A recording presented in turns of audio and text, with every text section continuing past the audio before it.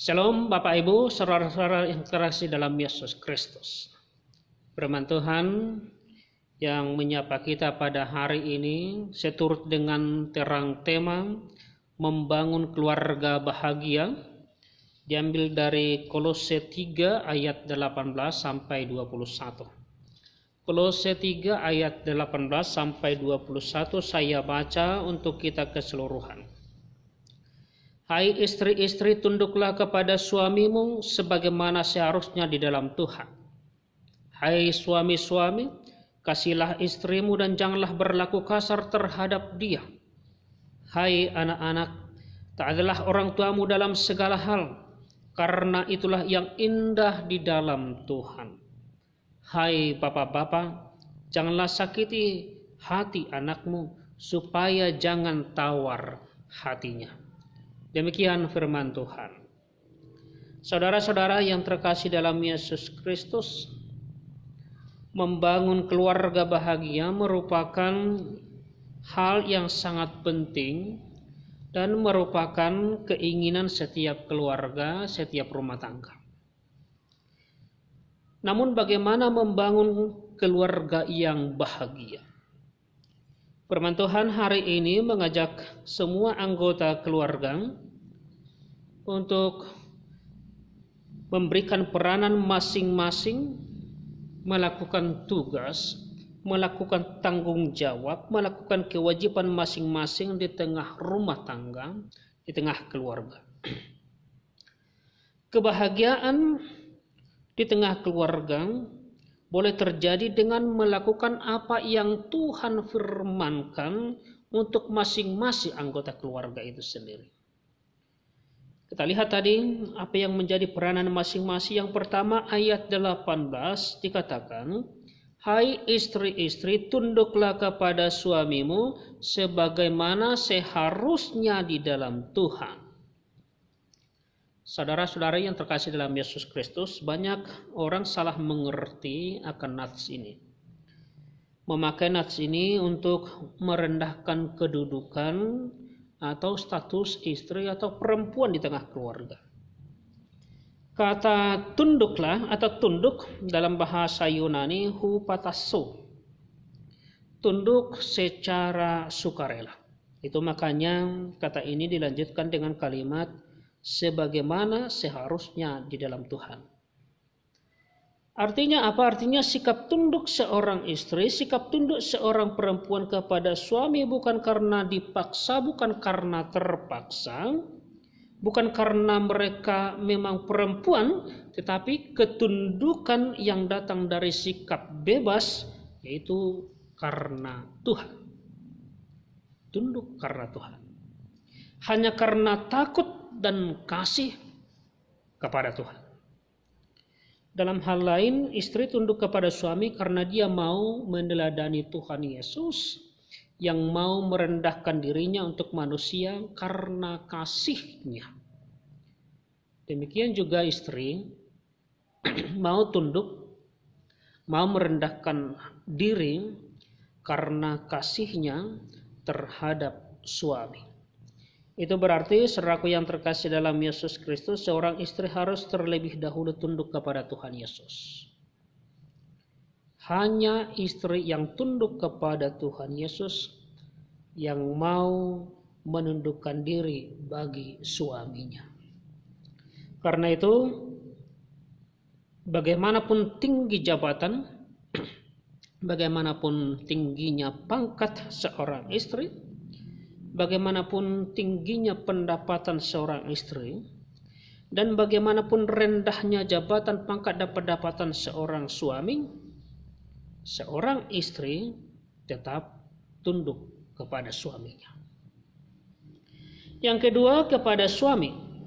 Ayat 19 tadi firman Tuhan berkata, hai suami-suami, kasihilah istrimu dan janganlah berlaku kasar terhadap dia. Jangan berlaku kasar terhadap dia.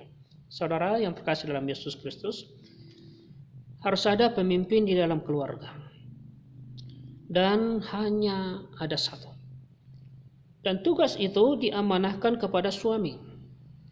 Namun walaupun suami menjadi kepala, ada satu hal yang tidak bisa dilupakan oleh seorang suami. Firman Tuhan tadi berkata, kasihilah istrimu. Yang mengikat sikap tunduk seorang istri kepada suami yaitu kasih. Efesus 5 ayat 25, firman Tuhan berkata, hai suami, kasihilah istrimu sebagaimana Kristus telah mengasihi jemaat dan telah menyerahkan dirinya baginya. Telah menyerahkan dirinya baginya. Tanggung jawab paling besar suami kepada istri yaitu kasih. Kasih itulah hutang yang harus dibayar lunas setiap suami terhadap istri. Dan harus dibayar lunas kepada keluarga. Bagaimanapun besarnya kasih suami terhadap istrinya, dia tetap berhutang kasih kepada istrinya. Lalu pertanyaannya, kasih yang bagaimana? Kasih yang bagaimana, saudara? Seperti kasih Kristus yang mau memberi nyawanya. Yang mau memberi nyawa. Karena itu suami harus mau mengorbankan diri, hidup, waktunya, hobinya, kesenangan pribadinya demi seorang istri, demi istrinya. Kasih yang bukan hanya terdapat dalam kata-kata, kasih yang bukan hanya dalam ucapan kata, tapi kasih yang nampak dalam perbuatan, tindakan dalam kehidupan sehari-hari. Saudaraku yang terkasih dalam Yesus Kristus, kasih itu membutuhkan kemauan berjuang. Sekali lagi, kasih itu membutuhkan kemauan berjuang. Masalah yang timbul banyak keluarga pada zaman sekarang ini, terlebih keluarga muda zaman ini, terlalu pragmatis. Kenapa terlalu pragmatis? Bila bisa dipermudah, mengapa dipersulit? Itu kata mereka. Bila bisa dipermudah, mengapa dipersulit? Sehingga ketika gelombang, ketika masalah menghantam perahu rumah tangganya, banyak yang ambil jalan pintas, pisah, cerai. Akhirnya mereka berpisah. Padahal seharusnya rumah tangga harus berjuang habis-habisan sekuat tenaga menjaga keutuhan di dalam keluarga itu. Kenapa? Karena pernikahan Kristen, pernikahan orang percaya kepada Kristus, pernikahan adalah pernikahan yang satu arah. Sekali memasuki pernikahan, tidak ada jalan keluar. Tidak boleh bercerai dengan alasan apapun. Yang harus dilakukan berjuang habis-habisan, menjaga keutuhan rumah tangga, membangun kebahagiaan di tengah keluarga itu. Untuk itulah, di tengah proses membangun kebahagiaan itu, kita harus terus-menerus melibatkan Tuhan, melibatkan Yesus, melibatkan campur tangan Tuhan Yesus dalam rumah tangga. Melibatkan Yesus dalam rumah tangga. Yang ketiga, membangun keluarga bahagia, ada kewajiban anak kepada orang tua. Ayat 20, firman Tuhan berkata, hai anak-anak, taatilah orang tuamu dalam segala hal, karena itulah yang indah di dalam Tuhan. Indah di dalam Tuhan. Sikap taat bukan semata-mata karena kita kasih dan balas jasa kepada orang tua, tapi karena kasih Tuhan yang kita terima, yang kita rasakan, yang kita alami. Taat kepada orang tua itulah cara kita melakukan kehendak Tuhan, kemauan Tuhan. Karena firman Tuhan titah kelima, hormatilah ayah ibumu supaya lanjut umurmu di bumi yang diberikan Tuhan Allahmu kepadamu. Karena itu seorang anak harus hormat kepada orang tuanya, taat kepada orang tuanya. Jangan sakiti orang tuamu. Jangan benci orang tuamu. Jangan abaikan orang tuamu. Tapi taatilah, hormatilah, hargailah, sayangilah orang tuamu. keempat, untuk membangun keluarga bahagia ada kewajiban orang tua kepada anak-anaknya. Ayat 21 firman Tuhan tadi berkata, "Hai bapak-bapak, jangan sakiti hati anakmu supaya jangan tawar hatinya."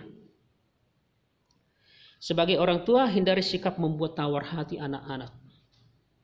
Jangan membuat tawar hati anak-anakmu, artinya jangan menyakiti, jangan membuat mereka marah sehingga mereka putus asa.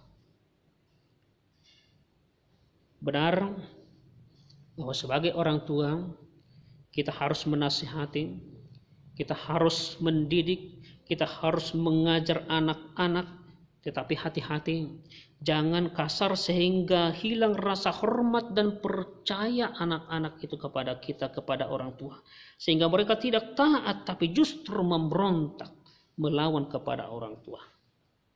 Karena saudaraku, ada beberapa orang berkata, jika seorang anak hidup dalam kecaman, ia belajar menyalahkan.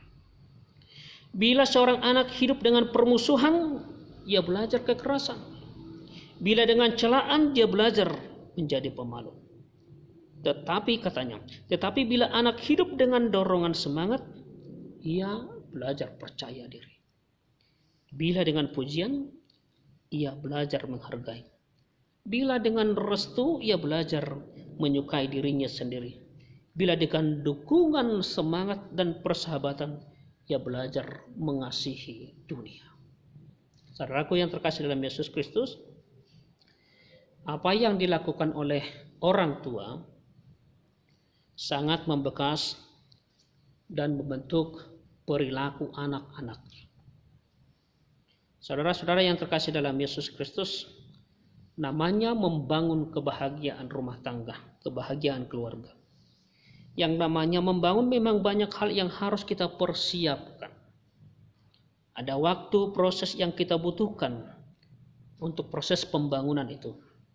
Tetapi kalau dalam semuanya itu masing-masing berproses dengan baik dan masing-masing dalam rumah tangga melakukan tugas tanggung jawabnya masing-masing dengan baik, seturut dengan kebenaran firman Tuhan, maka akan terbangunlah keluarga yang berbahagia.